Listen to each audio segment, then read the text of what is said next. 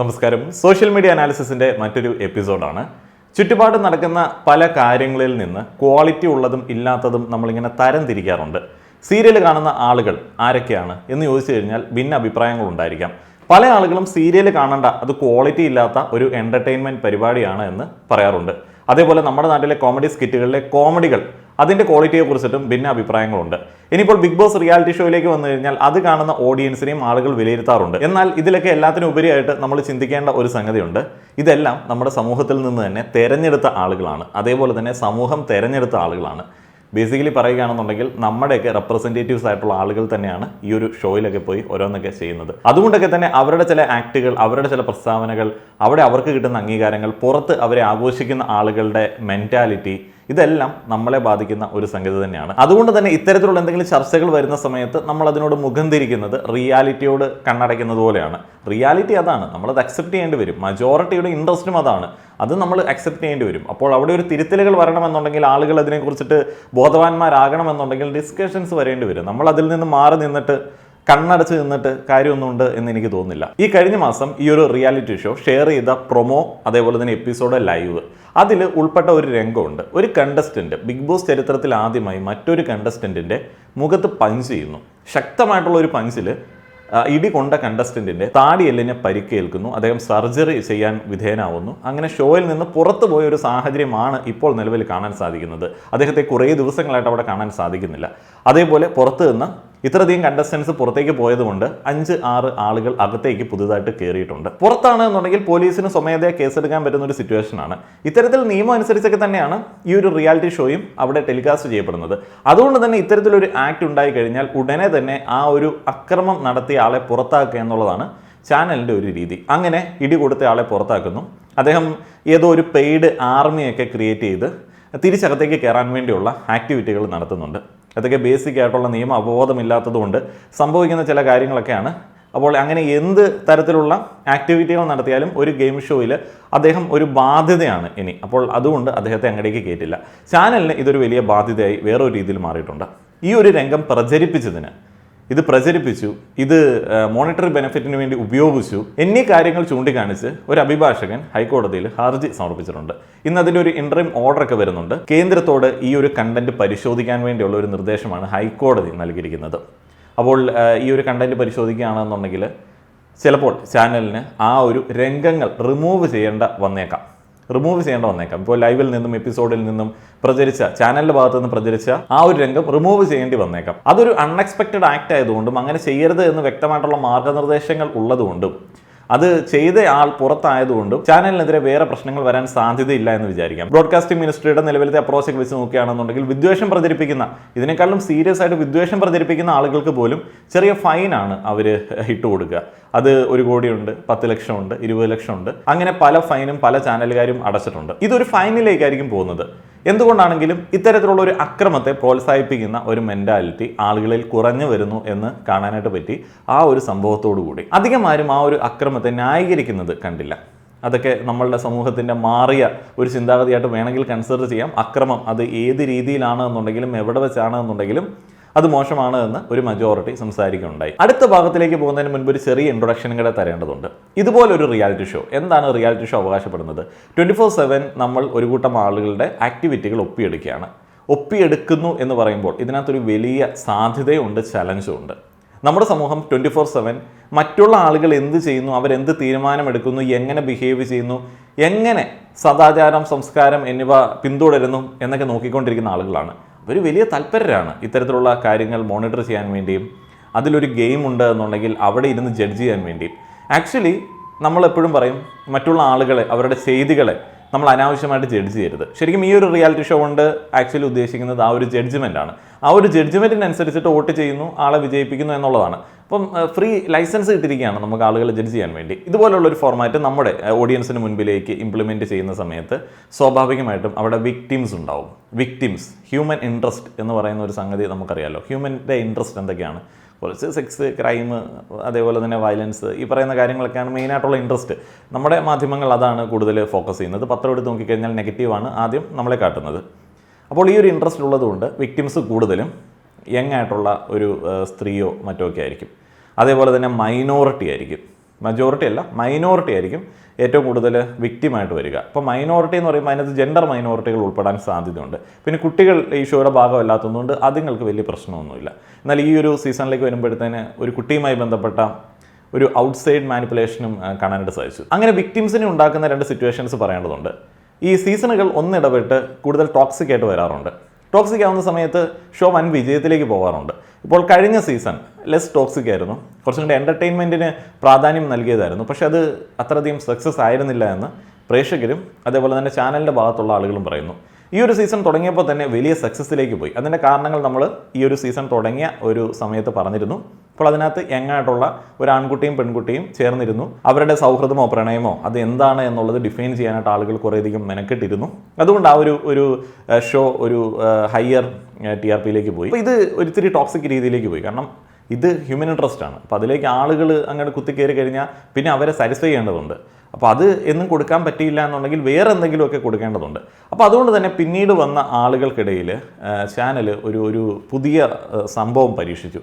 അതെന്താണെന്ന് വെച്ച് കഴിഞ്ഞാൽ ജെൻഡർ മൈനോറിറ്റിയിൽ നിന്നിട്ട് സംസാരിക്കുന്ന ഒരാളും ജെൻഡർ മജോറിറ്റിയിൽ നിന്നിട്ട് മൈനോറിറ്റിക്കെതിരെ സംസാരിക്കുന്ന ഒരാളും, അങ്ങനെ 2 അഭിഷേകുമാർ സീസണിലേക്ക് വരികയാണ്. അഭിഷേക് ജയദീപ്, അഭിഷേക് ശ്രീകുമാർ.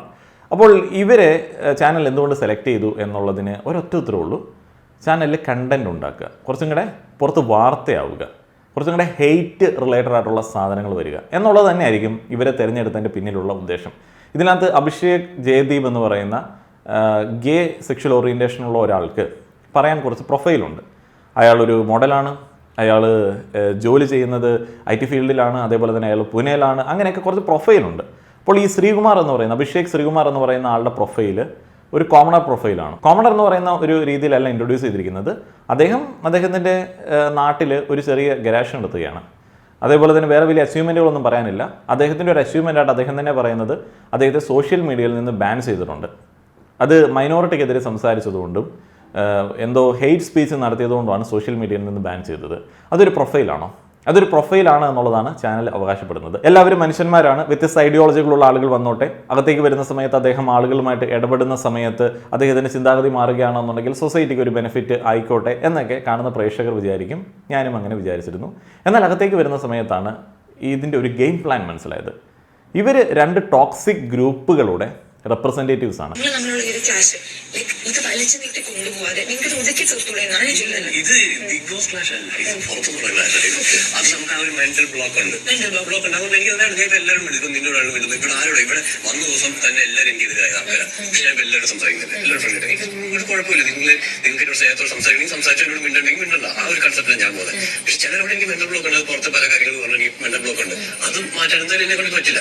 അത് ഞങ്ങൾ 2 ടീമുകൾ തമ്മിലുള്ള പ്രശ്നമാണ്. അവരുടെ ഗ്രൂപ്പ് ഓഫ് പീപ്പിളും എന്റെ ഗ്രൂപ്പ് ഓഫ് പീപ്പിളും തമ്മിലുള്ള പ്രശ്നമാണ്.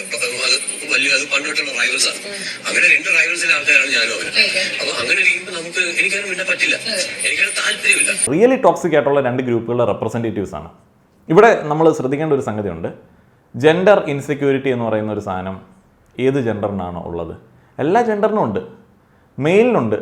സ്ത്രീകൾ ഉയർന്നു വരുന്നു, അല്ലെങ്കിൽ മൈനോറിറ്റി ജെൻഡേഴ്സ് ഉയർന്നു വരുന്നു. ഞങ്ങളെ പഴയ പോലെ ഒരു വിലയില്ല, ഞങ്ങളെ ഈ ഫെമിനിസം അതേപോലെ തന്നെ LGBTQ റൈറ്റ്സ് ഇതെല്ലാം പറഞ്ഞ് അടിച്ചമർത്തുന്നു എന്ന് പറയുന്നത് ഒരു മെയിൽ ജെൻഡർ ഇൻസെക്യൂരിറ്റിയാണ്. അപ്പോൾ ആ ഒരു ഇൻസെക്യൂരിറ്റി ഉള്ള ആളുകളുടെ ഒരു സംഘം എന്താണെന്ന് പറഞ്ഞാൽ ഉണ്ടാവും, അതൊക്കെ ഉണ്ടാവും. കാരണം ജെൻഡർ ഇൻസെക്യൂരിറ്റികൾ എപ്പോഴും ഉണ്ടല്ലോ.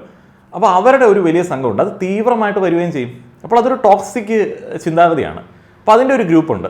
ജെൻഡർ ഇൻസെക്യൂരിറ്റി ഇല്ലാത്ത ആളുകളാണ് മജോറിറ്റി. എന്ന് വെച്ച് കഴിഞ്ഞാൽ ഇപ്പോൾ ഒരു ട്രാൻസ്ജെൻഡർ അവരുടെ ഒരു റൈറ്റ്സിനെ കുറിച്ച് സംസാരിക്കുന്ന സമയത്തോ, അല്ലെങ്കിൽ ഒരു ഫെമിനിസ്റ്റ് അദ്ദേഹത്തിൻ്റെ റൈറ്റ്സിനെ കുറിച്ചിട്ട് സംസാരിക്കുന്ന സമയത്തോ, അല്ലെങ്കിൽ ഈ ഒരു മെനിസ്റ്റ് ഇവന്മാർ പറയുന്ന ആ ഒരു ആൾ അദ്ദേഹത്തിൻ്റെ റൈറ്റ്സിനെ കുറിച്ചിട്ട് സംസാരിക്കുന്ന സമയത്തോ അത് റൈറ്റ് ആണ് എന്നുണ്ടെങ്കിൽ, അത് മറ്റൊരാളുടെ അവകാശങ്ങളിലേക്ക് കടന്നു കയറാത്തതാണ് എന്നുണ്ടെങ്കിൽ നമുക്ക് കുഴപ്പമൊന്നുമില്ല.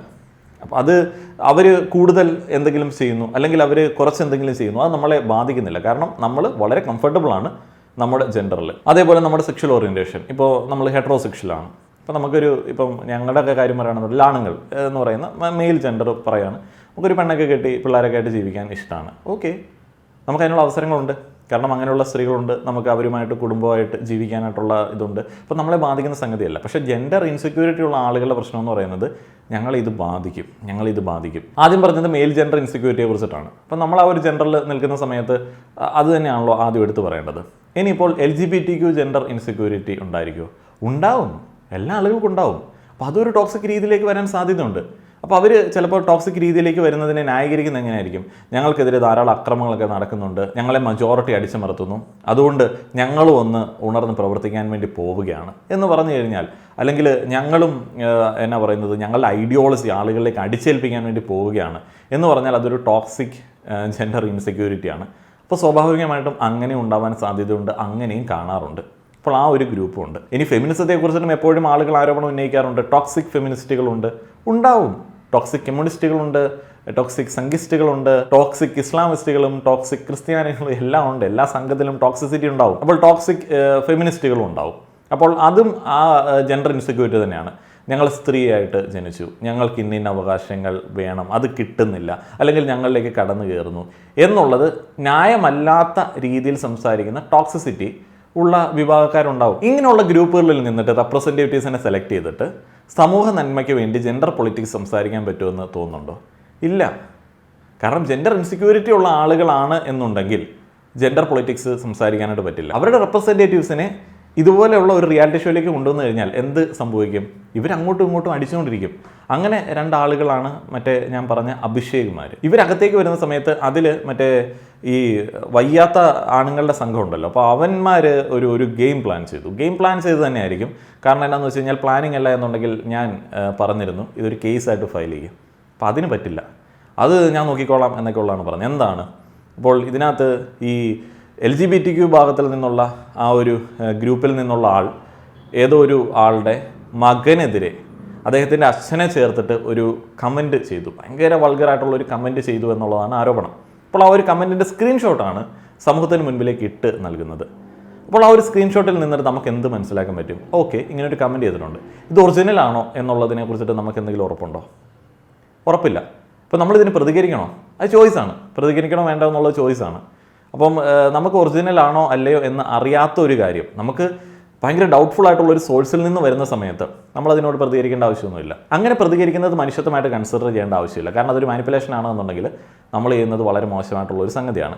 പിന്നെ ഈ കണ്ടന്റ് ക്രിയേറ്റേഴ്സിന് ഒരു സോഷ്യൽ റെസ്പോൺസിബിലിറ്റി ഉള്ളതുകൊണ്ട് ഞാൻ പറഞ്ഞു ഇതൊരു കേസായിട്ട് ഫയൽ ചെയ്യാനായിട്ട്. കുട്ടികൾക്കെതിരെയുള്ള അതിക്രമമാണല്ലോ, അപ്പോൾ അവിടെ പറ്റില്ല. അപ്പോഴാണ് മനസ്സിലായത് ഇത് മറ്റേ ടോക്സിക് ഗ്രൂപ്പിൻ്റെ ഭാഗമായിട്ടുള്ള ഒരു ക്യാമ്പയിനാണ്.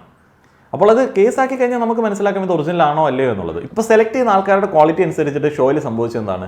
LGBTQ ഭാഗക്കാരെല്ലാം കുട്ടികളെ ആക്രമിക്കുന്നവരാണ്, സ്ത്രീകളെ ആക്രമിക്കുന്നവരാണ് എന്നുള്ളൊരു സ്റ്റേറ്റ്മെൻറ്റ് ഷോയിൽ നിന്ന് വരുന്നു. അപ്പം കുറേയധികം ആളുകൾ അയാളെ രാജാവാക്കുകയാണ്. എന്തൊരു സ്റ്റേറ്റ്മെൻറ്റാണ്!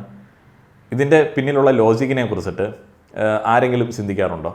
അപ്പോൾ ഒരു വലിയ മജോറിറ്റിയിലേക്ക്, പലപ്പോഴും ഏറ്റവും നിലവാരം കുറഞ്ഞ ക്വാളിറ്റി ഓഡിയൻസിനെ കാണാൻ പറ്റുന്ന ഒരു മജോറിറ്റിയിലേക്ക് ഈ ഒരു സ്റ്റേറ്റ്മെൻറ്റ് അങ്ങനെ പോവുകയാണ്. ഇപ്പോൾ ഒന്ന് ആലോചിച്ച് നോക്കുക, നമ്മൾ രാവിലെ പത്രം തുറന്നു കഴിഞ്ഞാൽ അതിൽ കൂടുതൽ സെക്ഷൽ ക്രൈംസ് ചെയ്യുന്ന ആളുകളായിരിക്കും, ഹെറ്ററോസെക്ഷൽ ആയിട്ടുള്ള ആണുങ്ങളായിരിക്കും. ഇപ്പം ഞാനും അല്ലെങ്കിൽ നിങ്ങളുടെ ഒരു വലിയ കൂട്ടം ആളുകൾ ഉൾപ്പെടുന്ന ഒരു വിഭാഗക്കാരായിരിക്കും ഏറ്റവും കൂടുതൽ ക്രൈം ചെയ്തിരിക്കുന്നത്. നമ്മുടെ കൂട്ടത്തിൽ അങ്ങനെയുള്ള ആളുകളുണ്ട് എന്ന് പറഞ്ഞ് ഒരു കൂട്ടം ആളുകൾ വന്നിട്ട് പറയുകയാണ് ആണുങ്ങൾ സ്ത്രീകളെയും പുരുഷന്മാരെ ആക്രമിക്കുന്ന ആളുകളാണ് എന്ന് പറഞ്ഞാൽ നമ്മൾ അംഗീകരിക്കുമോ? നമ്മൾ അംഗീകരിക്കില്ല. അത് നമ്മളെല്ലാവരെയും ബാധിക്കുന്ന ഒരു സംഗതിയാണ്. അങ്ങനെ ഒരു നെഗറ്റീവ് ഇംപ്രഷൻ ഒരു ജെൻഡർ ഐഡൻറ്റിറ്റിയെ കുറിച്ചിട്ട് തോന്നിപ്പിക്കുക എന്ന് പറയുന്നത് നമുക്ക് അംഗീകരിക്കാൻ പറ്റുന്ന ഒരു സംഗതിയല്ല. അപ്പോൾ പുറത്ത് ഈ ടോക്സിക് ഗ്രൂപ്പുകൾ പ്ലാൻ ചെയ്ത ഒരു നാടകത്തിൽ നിന്ന് അവരിപ്പോൾ ഉദ്ദേശിക്കുന്നത് അങ്ങനെയുള്ള ഒരു ഇംപ്രഷൻ ഇട്ട് കൊടുക്കാൻ വേണ്ടിയാണ്. ഈ കമന്റ് ഇട്ട ആൾ, ഷോയിലുള്ള ആൾ, LGBTQ കമ്മ്യൂണിറ്റിയിലുള്ള ആൾ, അയാളുടെ കമന്റ് വായിക്കുന്ന സമയത്ത് നമുക്ക് സപ്പോർട്ട് ചെയ്യാൻ പറ്റുമോ? ഇല്ല. അയാൾ LGBTQ ആണെന്ന് പറഞ്ഞ് നമുക്ക് സപ്പോർട്ട് ചെയ്യാൻ പറ്റുമോ? ഇല്ല. അപ്പോൾ അതൊരു ടോക്സിസിറ്റി ആയിട്ട് നമുക്ക് കൺസിഡർ ചെയ്യേണ്ടി വരും. അപ്പോൾ ഇങ്ങനെയുള്ള രണ്ട് വിഭാഗത്തിൽ നിന്നുള്ള ആളുകളെ ഈ ഷോയിലേക്ക് കൊണ്ടുവന്നിട്ട് എന്ത് പൊളിറ്റിക്സ് പറയാനായിട്ടാണ്, എന്ത് ജെൻഡർ പൊളിറ്റിക്സ് പറയാനായിട്ടാണ്, എന്ത് ആശയവിനിമയമാണ് ചാനൽ ഉദ്ദേശിക്കുന്നത്? ഇപ്പോൾ ദിനു വേൽ എന്ന് പറയുന്ന സോഷ്യൽ ആക്ടിവിസ്റ്റ് ഇദ്ദേഹത്തിനെതിരെ, ശ്രീകുമാറിനെതിരെ ഒരു കേസ് ഫയൽ ചെയ്തിട്ടുണ്ട്. മറ്റവർക്കും കേസ് ഫയൽ ചെയ്യാനുള്ള ഓപ്ഷൻ ഉണ്ട്. അങ്ങനെ കേസ് ഫയൽ ചെയ്തിട്ട് ഇതുപോലുള്ള ഇതുങ്ങളെ പുറത്തേക്ക് കളയുകയാണ് വേണ്ടത്. ഇപ്പം കഴിഞ്ഞ സീസണിൽ നാദ്ര മെഹറിൻ വന്നിരുന്നു. നാദ്ര മെഹറിൻ വന്നിട്ട് കുറേയധികം ആളുകൾക്ക് കുറേ കാര്യങ്ങൾ പഠിക്കാൻ പറ്റി. അദ്ദേഹത്തിൻ്റെ ആ ഒരു എൻട്രി കൊണ്ട്, അദ്ദേഹത്തിൻ്റെ ആ ഷോയിലെ പ്രസൻസും ഉണ്ട്. ആ ഒരു ഷോയിൽ നിന്ന് അദ്ദേഹം പുറത്തിറങ്ങിയപ്പോൾ അദ്ദേഹത്തിന് കിട്ടുന്ന സോഷ്യൽ അക്സെപ്റ്റൻസ് ഇഷ്ടപ്പെടാതെ വലിയ അക്രമം അഴിച്ചുവിട്ട ആളുകളാണ് അഭിഷേക് ശ്രീകുമാർ എന്ന് പറയുന്ന ആളുടെ പക്ഷത്ത് നിൽക്കുന്ന ആളുകൾ. അപ്പോൾ അങ്ങനെയുള്ള ഒരാളെ ഈ ഷോയിലേക്ക് എന്ത് പ്രൊഫൈലിൻ്റെ അടിസ്ഥാനത്തിലാണ് ഇവർ കൊണ്ടുവരുന്നത്? ഇവിടേക്കാണ് ഒരു മാധ്യമം കാണിക്കേണ്ട ചില സോഷ്യൽ റെസ്പോൺസിബിലിറ്റികൾ മിസ്സായി പോയിക്കൊണ്ടിരിക്കുന്നത്. ഇനിയിപ്പോൾ അടുത്ത വിക്ടിമിലേക്ക് വരേണ്ടതുണ്ട്. അത് ഒരു പെൺകുട്ടിയാണ്, ജാസ്മിൻ ജാഫർ, 23 വയസ്സുള്ള ഒരു പെൺകുട്ടിയാണ്. ഞാൻ ആദ്യം തന്നെ സൂചിപ്പിച്ചിരുന്നു, നമ്മൾ ഒരിക്കലൊരു വീഡിയോ ചെയ്തിരുന്നു. അപ്പോൾ അദ്ദേഹം 23 വയസ്സുള്ള ഒരു പെൺകുട്ടിയാണ്, വിവാഹം ഉറപ്പിച്ച് ബിഗ് ബോസിലേക്ക് പോയൊരു വ്യക്തിയാണ് എന്ന് അറിയാൻ കഴിഞ്ഞു. അപ്പോൾ അങ്ങനെ ഒരാൾ അവിടെ ചെന്ന് ഒരു ഫ്രണ്ട്ഷിപ്പ് ആരംഭിക്കുന്ന സമയത്ത് അതിൽ വെക്കേണ്ട ബൗണ്ടറീസിനെ കുറിച്ചിട്ട് സ്ട്രിക്റ്റ് ആയിട്ട് സൊസൈറ്റിക്ക് ചില നിർബന്ധങ്ങളൊക്കെ ഉണ്ടായിരുന്നു. അപ്പോൾ ആ ഒരു ബൗണ്ടറീസ് ബ്രേക്ക് ചെയ്തു എന്നുള്ളതാണ് ഇപ്പോൾ കമൻറ്റ് ബോക്സുകളിൽ നിന്ന് വായിക്കാനായിട്ട് സാധിക്കുന്നത്. നമ്മളെ ബാധിക്കുന്ന ഒരു സംഗതിയല്ല, അതുകൊണ്ട് നമുക്കതിനകത്ത് പ്രത്യേകിച്ച് അഭിപ്രായമൊന്നുമില്ല.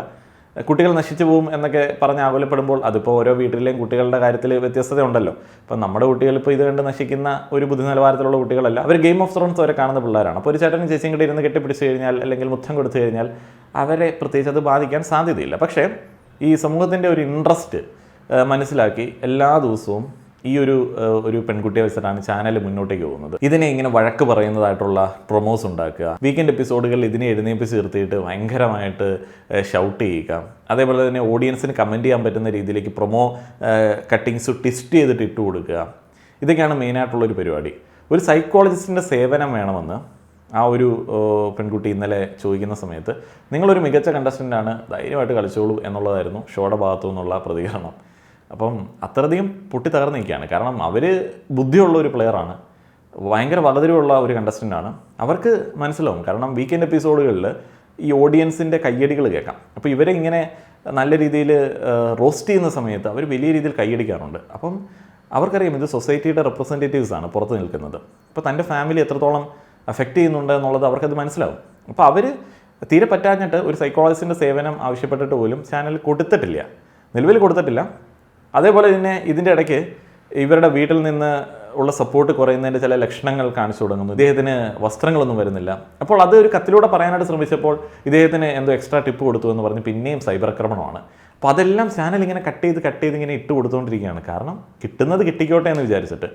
അതേപോലെ വീട്ടിൽ നിന്നൊരു കോൾ വരുന്നു, അദ്ദേഹത്തിൻ്റെ അച്ഛന് വയ്യ എന്ന് പറഞ്ഞിട്ട്. അപ്പം അതും ചാനൽ കട്ട് ചെയ്ത് കാണിച്ചത് തന്നെയാണ്. ചാനൽ ഫേവറേറ്റിസം കാണിക്കുന്നു എന്ന് പറഞ്ഞിട്ട് ഒരു കൂട്ടം ആളുകൾ അക്രമത്തിന് ഇറങ്ങിയിരിക്കുകയാണ്. ചാനൽ കട്ട് ചെയ്ത് കാണിച്ചത് അദ്ദേഹത്തെ ഇഷ്ടമായതുകൊണ്ടാണോ? അല്ല, അദ്ദേഹം ഈ ഒരു സീസണിലെ ഇരയാണ്, വിക്ടിമാണ്. വിക്ടിമിനെ വെച്ചിട്ട് വ്യൂവർഷിപ്പ് ഉണ്ടാക്കുക എന്നുള്ളതാണ് ഇതിൻ്റെ ഉദ്ദേശം. ഞാനിതിവിടെ പറഞ്ഞെന്തിനാന്ന് വെച്ച് കഴിഞ്ഞാൽ ഇത് നമ്മുടെ സൊസൈറ്റിയുടെ ഒരു റിഫ്ലക്ഷൻ കാണാൻ പറ്റുന്ന ഒരു ഇടമാണ്, ഒരു സോഷ്യൽ എക്സ്പെരിമെൻ്റ് ആണ്. നമ്മളിൽ നിന്ന് തിരഞ്ഞെടുത്ത ആളുകളാണ് അങ്ങടേക്ക് പോയിരിക്കുന്നത്. അതേപോലെ തന്നെ ആളുകൾ തിരഞ്ഞെടുക്കുന്ന ആളുകളാണ് മുന്നോട്ടേക്ക് പോയിക്കൊണ്ടിരിക്കുന്നത്. അപ്പോൾ അവർക്കിടയിലുള്ള ഡിസ്കഷനിൽ ഇതൊക്കെയാണ് നടക്കുന്നത്. ഇതാണ് സൊസൈറ്റി, ഇതാണ് നമ്മുടെ സൊസൈറ്റിയുടെ അപ്രോച്ച്. നിങ്ങളുടെ അഭിപ്രായങ്ങൾ അറിയാൻ ആഗ്രഹമുണ്ട്. നന്ദി.